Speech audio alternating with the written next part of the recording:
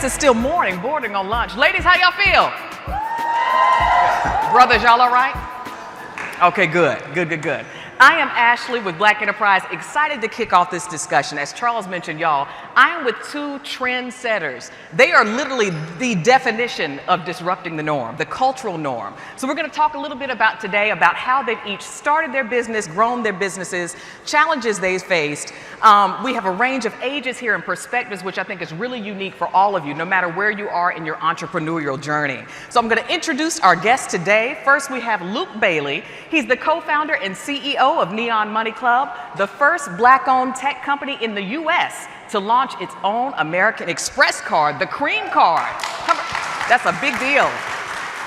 After quietly raising more than $9 million, he's building the complex networks of finance by redefining industry norms through culture, design, and content. Now, you may have read or watched our coverage in Black Enterprise on Neon Money Club's dating app Score. Who's heard of Score? It pairs individuals with credit scores of at least 675 or higher. How many of y'all want a dating app that pairs you with somebody with good credit? Okay? So that's what Score is aimed to do. A lifelong creative who later transitioned to finance and early adulthood, Luke has 20 years in leadership positions at financial institutions including Citibank and JP Morgan, earning a resume that's more impressive than his sneaker collection. Give it up for Luke Bailey. Awesome. And the lovely queen next to Luke is Maya Penn. Y'all, you aren't even ready for all that she is doing to disrupt the industry. She's an award-winning Gen Z CEO, environmental activist, and educator. She's an artist, an animator, a 3-time TED speaker, and a Simon & Schuster author. Starting in 2008 at just 8 years old is when she founded her own eco-friendly clothing company, Maya's Ideas. And then she launched her nonprofit in 2011. She's been working in sustainability for over 15 years. Through her production company, Upindo Productions, Maya is centering job creation and storytelling opportunities for next-gen artists in creative industries. Y'all, she has received a commendation from President Barack Obama at 16 years old for outstanding achievement in environmental stewardship. She's also been named Oprah Winfrey's youngest Super Soul 100 entrepreneur. And Maya was also a Black Enterprise 2013 Teenpreneur of the Year.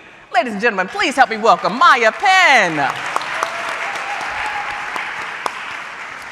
So seriously, both of them, they are respectively really big deals, right, in their own right. But I want to talk about first how we got here.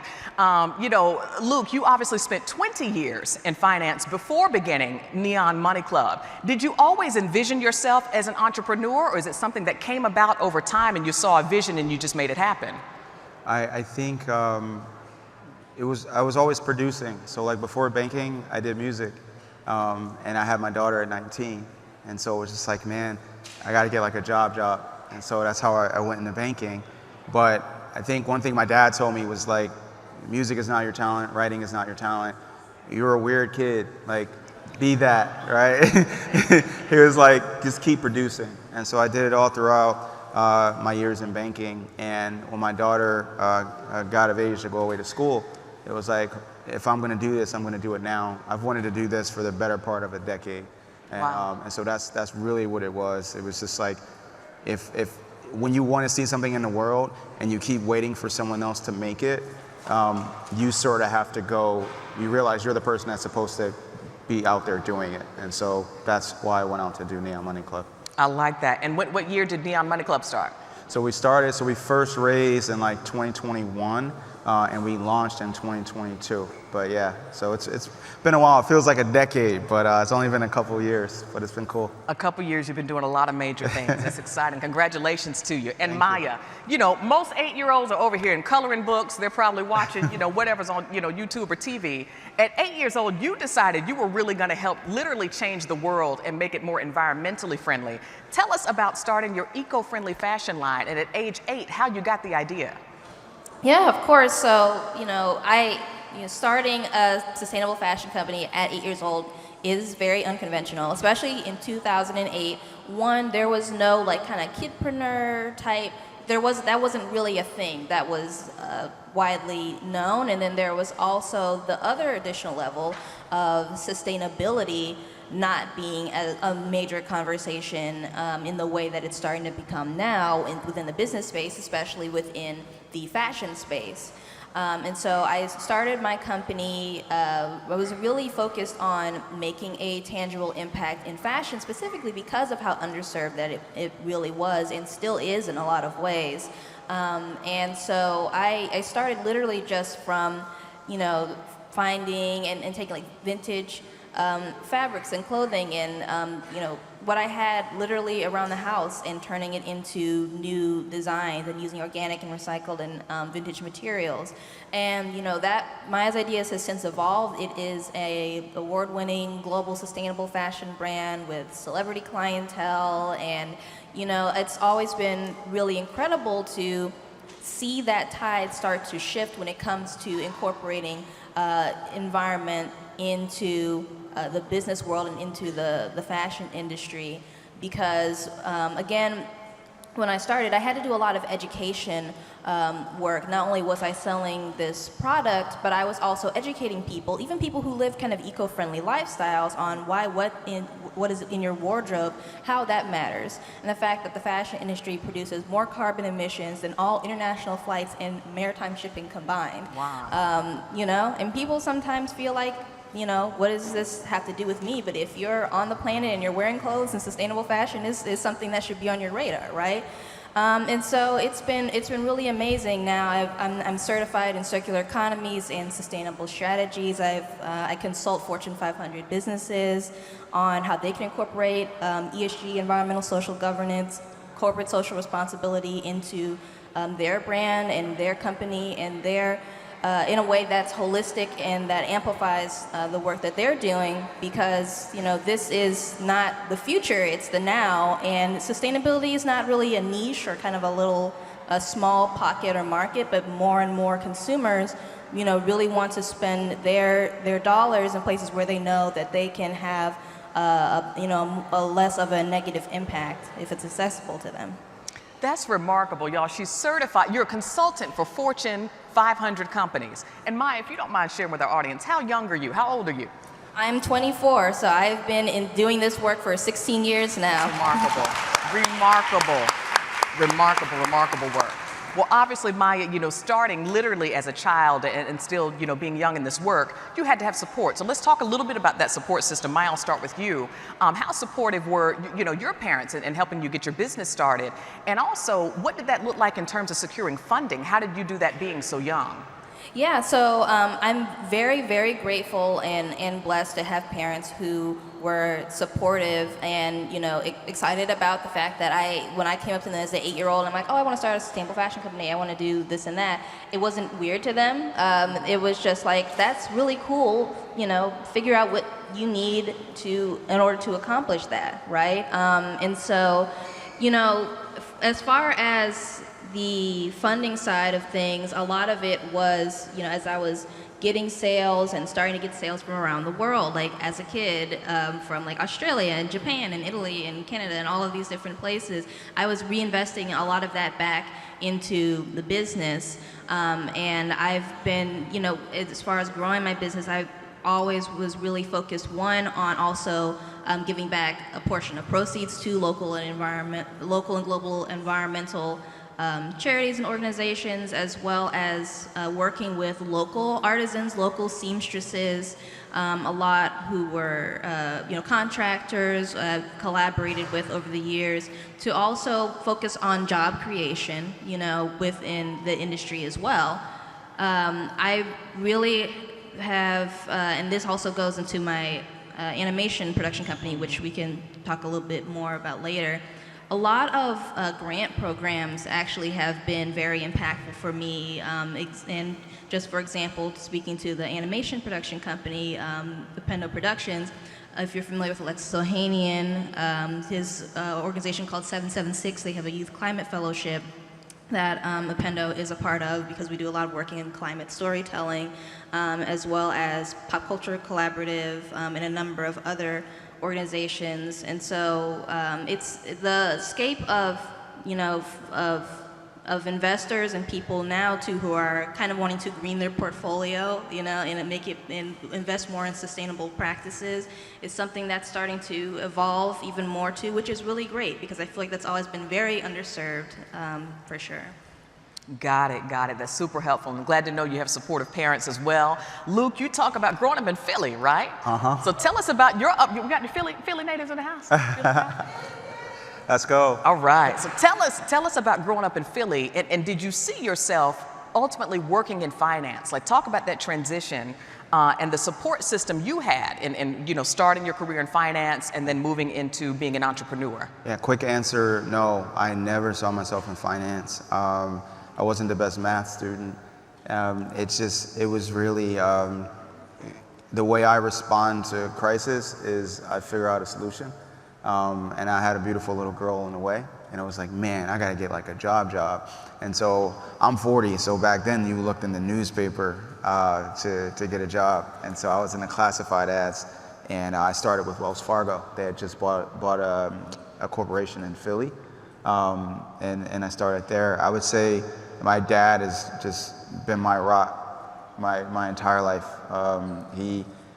My dad has this poise where nothing shakes him, right? He's just always positive, and you could almost be the worst person to him, but he will never show that like he's upset with you, and he'll never inform others that like you're bad. Like he lets everyone get their own information. So my dad has really been the model for me as a man. Like today, he was just the best parent, and he basically showed me how to be the best parent for my daughter.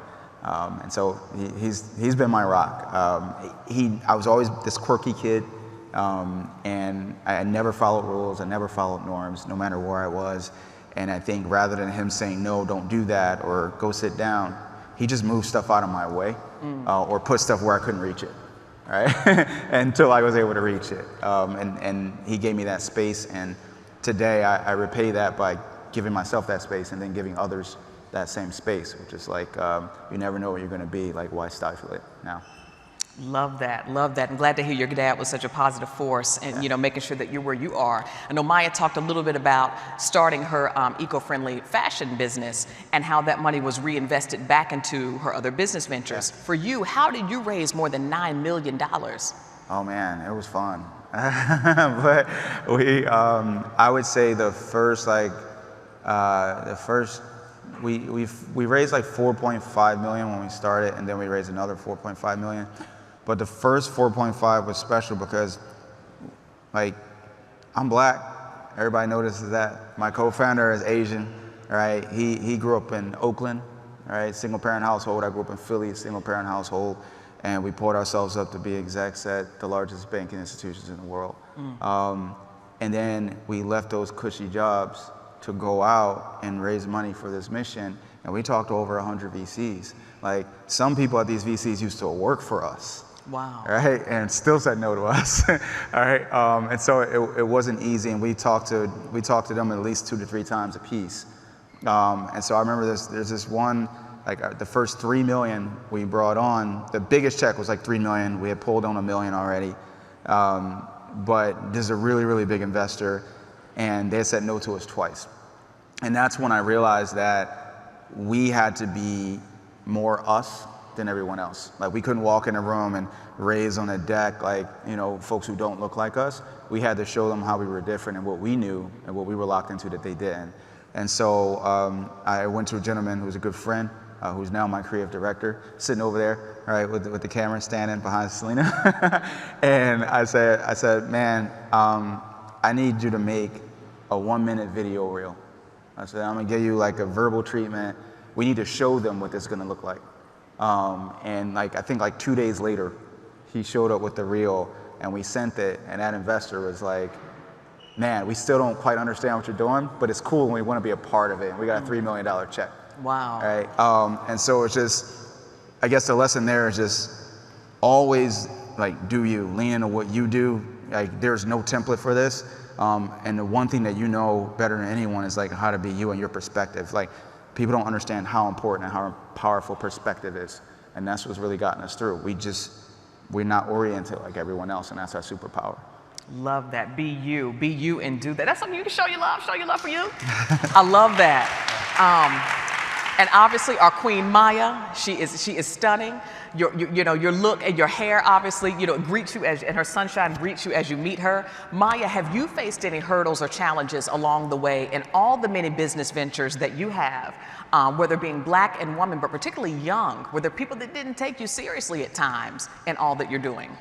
Yeah, I mean, there are four that I really boil it down to, right? And so one obviously is being Black, being a woman, being so young in this field, and also having a focus on sustainability, which might sound odd because we're at a time now where sustainability is something that can add value to your business, and it's something that I think it's a little bit cooler now than it was initially. But the thing is that, yeah, for me, I have experienced all of that, a lot of them multiplied on top of each other. I've been gate kept out of a lot of spaces. I've gotten the, you're too young, or oh, that's so cute kind of treatment. I've also definitely experienced misogynoir in like every space and industry that I've walked into before. And then I mentioned sustainability, and then there's the additional layer of the fact that, it's very new for the business world to be embracing sustainability and climate solutions on a larger scale, because initially, especially when you look at industries like the fashion space, they honestly felt very kind of like the curtain had been pulled back when you kind of even casually mention this in a conversation that, hey, sustainability and ethical practices is something that we should be thinking a little bit more about. And as someone who is both a social entrepreneur and an activist, those two identities do not cancel each other out. In fact, they actually strengthen each other in a lot of ways. I know that Atlanta Mayor Andre Dickens is also a speaker at the summit. And, for example, I think about the $90 million investment to flatten one of Atlanta's really important urban forests, the Wilani Forest, to build Cop City, for example. And I know there's been a lot of tension when it comes to activists and kind of not fully understanding the why that there's been this tension, but just, from an environmental science perspective, there being a majority black people in that community, along with looking at the fact that Black Americans are at least 40% more likely to already be living in a area where they will be experiencing higher rates of deaths due to extreme temperature increase. It's really important to think about how important community is when it comes to sustainability, and how this doesn't exist in a vacuum away from the business world. I think there's actually a lot of opportunity here to work directly with frontline communities, with activists, with advocates for change, and to use that really important expertise, lived experience, academic and scientific experience and expertise to better make choices that will really put like the city of Atlanta on the map even further when it comes to innovation within climate and sustainability, for example. So it's like, I think the challenges are really interesting to explore, but I think that, again, being able to collaborate and work from systemically working directly with communities to find new ways to innovate and make impact is really incredible, and makes a huge impact overall for both industries and for people. Yeah. Got it. No, absolutely. Show your love for Maya. And I do want to come back to that, right? That impact for industry and for people. I want to kind of come back to that for each of you. Luke, I want you to tell us, let's just assume maybe someone here doesn't know about the Neon Money Club. So just tell us what you do. And then we also want to hear a little bit more about the Cream Card with Amex. And then we'll talk about the success of the wildly popular score. Definitely. So Neon Money Club is a digital community built around one principle, which is people who care about their financial wellness. We want you thinking about your financial health the same way you think about your fit before you leave the house. All right. And our parents growing up is like, you don't talk about two things, money and politics. We believe they're right about one, which is politics, but we think more people should talk about money, and it should be less of a friction-laden topic. And so what we do is this thing we call financial fusion, right? We weave financial wellness and responsibility into everyday lifestyle things, right? Whether it's like, we wanted people talking about their credit score. So in February, around Valentine's Day, we launched a dating app for people with good credit called Score, right? And yeah, some people found qualified love on the app. It was awesome. But I think the main thing was we had a bunch of people who weren't thinking about their credit scores the day before, who were the day after.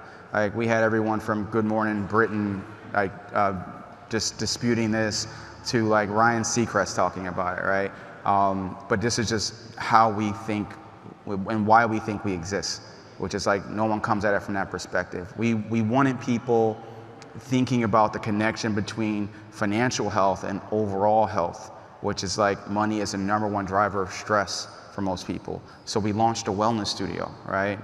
With the Cream card, it's called Cream Wellness Studio, where you got yoga, Pilates, breath work, meditation, and a credit card app, right? And so when I say perspective is powerful, it really is. Like, there are things that folks aren't gonna know, and so you gotta use it. I think with the Cream card, if you guys will look at it, if you can see, this is our baby here. We wanted to design less of a credit card and more of a lifestyle accessory, all right? And so our name is really small, and the main thing is it's supposed to say more about you than it does about us, which is, if you have this card, 1, you like nice things, it's beautiful. 2, you invest in yourself, because the card allows you to take your points and invest them into the stock market. And 3, you don't carry a balance, because we think it's sexy to pay off your full credit card bill each month, right? And so that's basically what we're about. And we've been having a lot of fun and kicking a lot of ass, so it's been good. Love to hear that. That's really dope. That's really dope.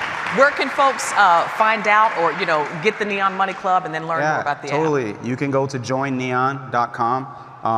Definitely leave us feedback, sign up for our products. This is how things change when we support each other. And so definitely go check us out, sign up for our products, tell a friend to tell a friend. And if you have any suggestions on what we're doing, drop us a note, and trust me, we're listening. Appreciate it. Love to hear that. He's an entrepreneur. He's listening. Who's listening? I love to hear that. Maya, something that Luke mentioned was that money was one of the key, or top factors for stress. When we think about the environment, right, there are a lot of Black and brown and disadvantaged communities that are impacted by, lack of clean drinking water, air pollution. All of these things obviously tie into stress, which also impacts, the economics of things as well. Tell us a little bit more about the work you're doing in that space, and also your animation work. I think that's really cool. Not only are you designing clothes, but you have animation work that also made its way to Congress, right? Yes, so just to touch on that, so I am also an animator and a filmmaker as well. I have my own production company called Dependo Productions. And yes, during the Obama administration, I was actually commissioned to animate the opening of the first ever digital report presented to US Congress. And this was to get an American Museum of Women's History built in Washington, DC. Animation is a very universal platform, a very universal medium, and is one that is my favorite medium of storytelling and really always has been. One of our current projects that is launching this year is called Asali Power of the Pollinators, which is an environmental action adventure animated film that I'm directing and lead animating, and Viola Davis and her production company, Juvie Productions, are executive producing, features the voices of Whoopi Goldberg, Monique Coleman, and a number of other incredible talents. And to your overall point, the thing with sustainability is that it is the multiplier for everything that we care about. No matter what background we're from, no matter what industry we're in, it applies to us somehow. A lot of people kind of look at climate and environment and feel like, oh, that's not my lane. But if you're breathing air right now on this planet, it is your lane, and you can use your voice, your industry, and don't be afraid to show up and figure out how you can incorporate ESG sustainability into the work that you're doing. I've spoken around the world and have talks that have been translated over 100 different languages, given classes on ESG, biomimicry, and all sorts of other adjacent nerdy environmental stuff and making it more accessible to people who have never even considered getting into the space and realizing the connections between what they already care about and already are working on and how that can be utilized to help make an impact for our planet, because again, that is the multiplier for everything that we want to accomplish as human beings. And yes, the Black community, we have always been on the front lines speaking up and also building solutions. We're not just the most impacted, but we're also the solutionists for this crisis as well. So I think it's really important for Black voices to be, platformed within this space too.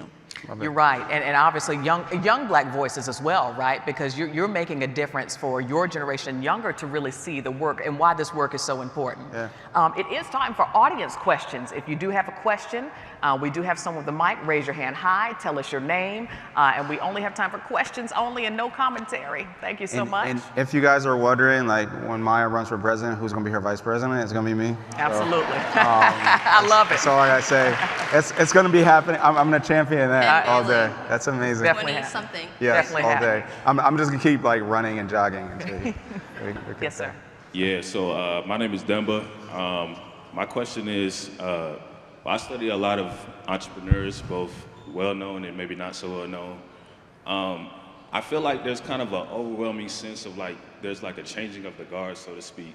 And it kind of seems like a lot of the approaches that a lot of entrepreneurs used when they were becoming successful, let's say in the early 2000s, mid 2000s, and that type of thing, are no longer really applicable today. So I guess my question is, how are you guys able to kind of tune out the negativity and to kind of be able to focus on what really matters in order for you guys to be successful within the context of what's going on today?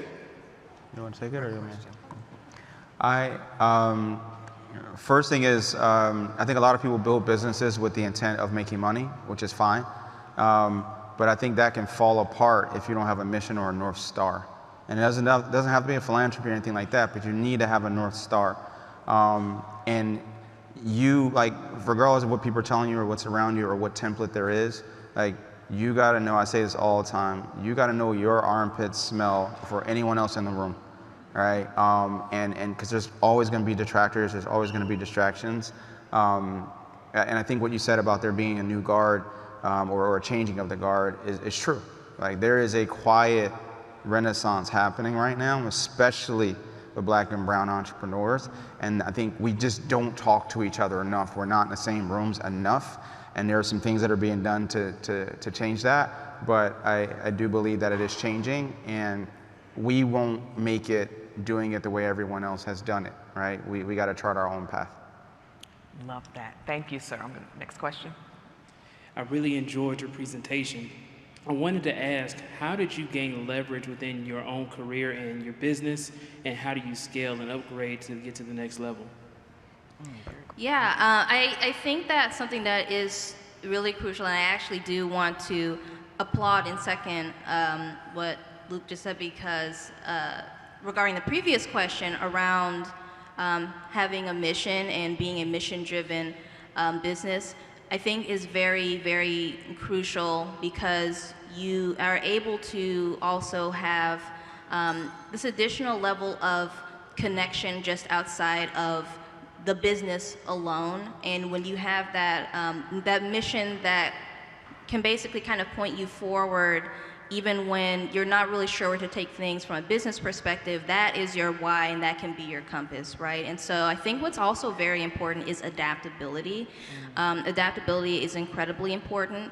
And I think for me personally, what I have really seen that has had the most impact for me and my work is also to really trust my intuition, which we all have. And I feel like sometimes we get too in our head about what our goals are and where we want to take our business. And, you can't always follow the shiny object. You can't always trust the thing that feels like, oh, well, this is what is supposed to be done, or the way that it's supposed to be done. What really takes you to the next level is trusting your gut. I've had to turn down so many opportunities that just did not align with my mission and my vision and the work that I wanted to do. And when that one door closed, 10 other doors open that were even better, that aligned even more closely and amplified the work that I was already doing in a way that felt authentic. So I think something that's really crucial when it comes to leveraging and scaling and getting to that next level is to be very sure of yourself and of your intuition, to be really adaptable to the changing tide. And also there are, some sensibilities that really don't change even as the world and the industries evolve around us. And that is, sticking true to yourself and what your mission and your goal is, and looking for those like-minded people who get it, who, you don't have to prove yourself to them. They understand that, whatever it is your authentic vision is for your business, that you want to follow that, and they respect that. Those people are really crucial and will really you'll go the furthest with them on your journey as well. It's finding those right community and the right people that respect your vision. Love that. Align yourself with your mission, stay true to it, find your community. We are at our time, and I do want to ask as we wrap up, Luke and Maya, if you could just offer one tip from each of your perspectives, what would be one tip for our entrepreneurs that would be beneficial for them in terms of, financial sustainability, and for Maya, something that's eco-friendly and sustainability in their businesses, something they should keep in mind as they operate day to day? Go first. I would say it goes back to that thing, maybe not, obviously, like, you got to watch your books, and you got to know the fundamentals. Like, everyone wants to create products, but you need to know the economics of products and how it makes money if you're running a business. So always be on your business. I think the biggest lesson we've had as a company is we have a really small company, right? We've built an investment platform. We built a whole credit card platform. Like, we got this amazing historic deal with American Express, but like, my team is very small. And so what I say is, like, earn your right to expand. And so, like, we are all short stops in my company. We all do multiple things. Like, work and do a thing until you need to expand, until you need to grow. Like, don't be that company that pops out with 100 employees and then you can't make payroll because you didn't really need all those employees. Like, make sure you're stretched, right, to the max before you go bringing on other people. Great advice, Maya. On the sustainability front is make it personal, assess where you already are as an entrepreneur and within your business, and see how that directly applies to sustainability, because there are 1,000,001 different ways to engage in that space, and you already can engage based on what you are doing right now. Be very open to be very community oriented, and really lean into the fact that sustainability does not have to coincide with, a loss or a limitation. I think there's this boogeyman that having to be more sustainable or ethical is limiting in some way. When I've really seen, when I'm working with other businesses, it's been the opposite. You can open so many new doors for, I've heard, now that we're focusing on, either reducing carbon emissions or reducing waste, we never would have connected with this incredible partner or this incredible stakeholder or this new technology that we're utilizing. And a lot of times you even save more money when you're reducing emissions, reducing waste, et cetera, as well as introducing yourself to a larger market of people you might not have initially reached who are eco-conscious. So just remember that there's more opportunity than there is loss when it comes to investing in ESG and sustainability for your business. And sorry if we go a little longer, build it into your products, build it into your mission, right? Our card, for instance, like, we take necessary friction, like, it's like 70%, it's made of 70% recyclable metal, right? We don't overproduce, we do it made to order, so we make people wait, right? Which is not a smart thing to do in business, but we make you wait because we don't want to be out here polluting things, right? And so it's that too. And you don't want to be playing catch up later. Make it a cornerstone of your business after that. Love that. Make ESG a cornerstone of your business. I have certainly enjoyed speaking with each of you today. Can we please show our love for Maya Penn, CEO of Maya's Ideas and Upendo Productions, and Luke Bailey, the co-founder and CEO of Neon Money Club. Thank y'all so much. Thank you.